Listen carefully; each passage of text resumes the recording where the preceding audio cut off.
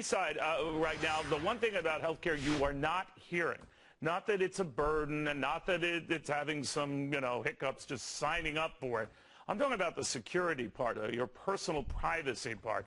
It's a hacker's dream. Macaffee Antivirus Software is among those saying they've got software for that, and its founder says we live in an age where you're going to need this kind of stuff and you're going to need to be aware that the bigger programs and government gets, the more of a worry it will be. I'm talking about John Macaffee, the founder of Macaffee, and on and on. It's always good to have you, John. What do you make? I mean, obviously, a lot of people have been focusing on the law, but not really cognizant of the privacy part of the law and how hackers could have a field day with it. Is it that bad? Oh, it's seriously bad. Somebody made a grave error, not in designing the program, but in simply implementing the web aspect of it. I mean, for example, anybody can put up a web page and claim to be a broker for this system. There is no central place where I can go and say, okay, here are all the legitimate brokers and examiners for all of the states, and pick and choose one. Instead, any hacker can put a website up, make it look extremely competitive, and because of the nature of the system, and this is healthcare after all, they can ask you the most intimate questions and you're freely going to answer them. What's my social security number? My birth date? Well, once you have those two, boy, you're off to the races getting info on people, just those two things alone. So what do you do, John, to guard yourself against that? What do you do? Go ahead. Well, here's the problem. It's not something software can solve. I mean, what idiot put this system out there and did not create a central depository? There should be one website run by the government. You go to that website, and then you can click on all of the agencies. This is insane. So I will predict that the loss of income for the millions of Americans who are going to lose their identities. I mean, you can imagine some retired lady in Utah with $75,000 in the bank, saving her whole life, having it wiped out in one day because she signed up for Obamacare. And believe me, this is going to happen millions of times. This is a hacker's wet dream.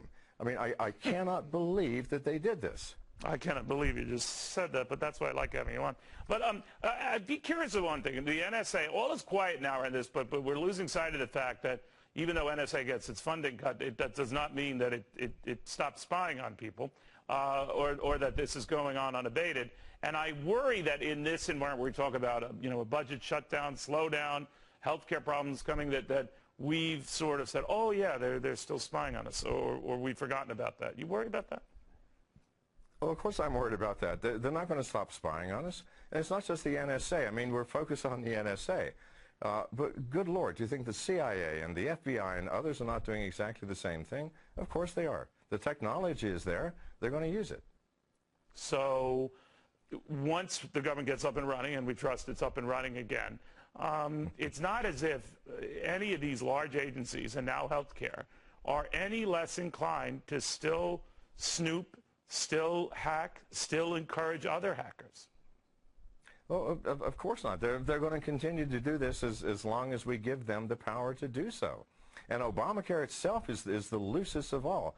I mean, can you imagine the type of information, medical records, personal issues, psychological issues. I mean, the government's going to know everything in the world about everyone very soon. Last time you were on, you raised something I thought was very interesting, and I want to follow up with it, that sometimes whatever you do to defend yourself from the government spying on you, let's say you don't want to go to Google, you don't want to go to some of these sites, so you set up your own server.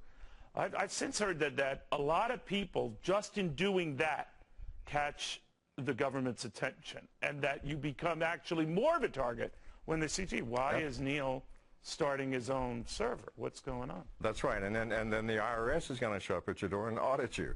But Neil, here's the issue. This is not a technological problem. This is a problem of spirit. We are Americans. Why do we allow this to happen? Vote. Vote these bastards out.